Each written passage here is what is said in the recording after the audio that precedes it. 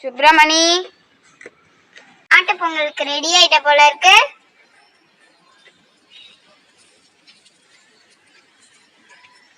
இந்தா ரொட்டி சாப்பிடுறியா? என்ன சுப்பிரமணி, என்ன மாட்டு பொங்கல் நினைப்புதானோ? ஒரே குஷி தான் போல இருக்கு. நீங்க மாட்டு பொங்கலுக்கு எனக்கு என்ன கிஃப்ட் கொடுப்பீங்க? உனக்கு என்ன கொடுக்கறது? பொங்கலும் பழைய பொங்கலும் பழைய சக்கரை பொங்கல் தான் கொடுப்போம். நீ டிவியில பாத்தீரா? எனக்கு சாதா பொங்கல்லாம் வேணாம்.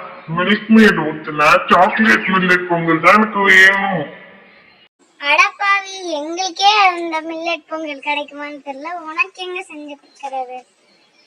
கடையில போய் மில்க் மேட் வாங்கிட்டு வரலாம்.